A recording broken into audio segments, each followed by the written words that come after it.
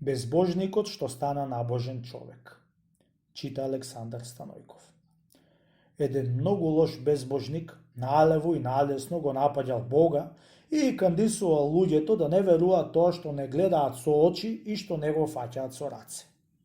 Многу слаби луѓе во умо беше и кандисал да веруваат као што верува тој. Арно Амаристос дошол на земјава за да не загине никој, а мислејќи да се спаси. И речениот безбожник благоволи Христос да го спаси и да го усвои. Во еден неделен ден, по литургијата после, држал Слово Божие еден свештеник во некоја црква и му дошол пато на речениот безбожник да помине покрај црквата и чул кај што проповедувал попо и се вратил да го чуе што Слово кажува. Ја чекај да се вратам кај дуќанот од попоите, темека кај црквата, и да го чујам како лажи будалите луѓе попот со тоа слово што му го кажуват. Застанал на пенџере да слуша и после да му бие шега на неговите пријатели. Во таа детика му дошло збор на проповеднико да му вели на рисјаните вака. Благословени рисјани, при сите заповеди Божји што ви кажав да и држите и да исполнувате. Гладни, жедни, голи, болни да пригледувате, да ви е секојаш на умот. Оти Господ Христос ќе не суди и секому ќе не даде испрати кој како што сторил. Затоа треба секому да му звони тој збор, како најсилен глас од некоја силна камбана. Суд, суд, суд ќе има Господ Христос со секого еден човек што е роден. Ете така да знаете, благословени рисјани.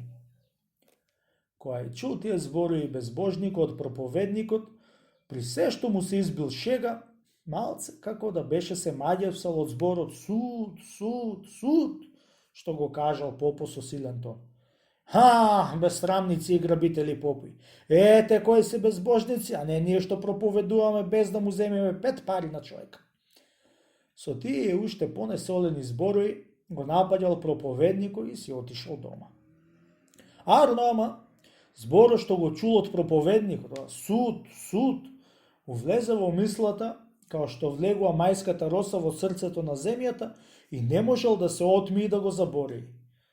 Стани, седни, легни, суд, суд, му звечи во ушите. Никако не може да го забори, чунки силно му викаше проповедникот во ушите. И од ден на ден, се посилно и посилно му се слушаше во ушите тој збор. Де море, алде? Туку се чуде човек, као да направи да го забори? Многу маривети беше направил, откако да се откинат од Христа. Ама не можел да се отми и не можел. Суд, суд и пак суд, му викало во мислата. И така од ден на ден, се туку му се множело благодатта Христова во срцето и до 40 дни поверува Христа и Бога и отиде при попо проповедник што го маѓепса со Словото Божие за да го крсти. Кога се крштал безверникот, сума народ беше отишла да видат и да чујат што ќе кажат. Пред да се крсти, се испрел пред народот и нача грло да зборува и да се исповедува.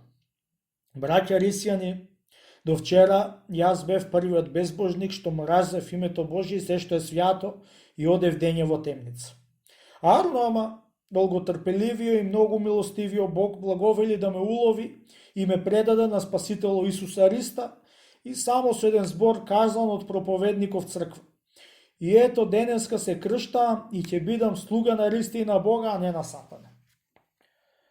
Со таквија зборови и друзи многу чудни, се исповедал безбожникот и се крстел и од истиот ден почнал да проповеда за Бога и Христа и станал втори апостол Павел, дори бил жив.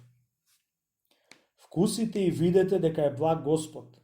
Псалм 34, стих 8.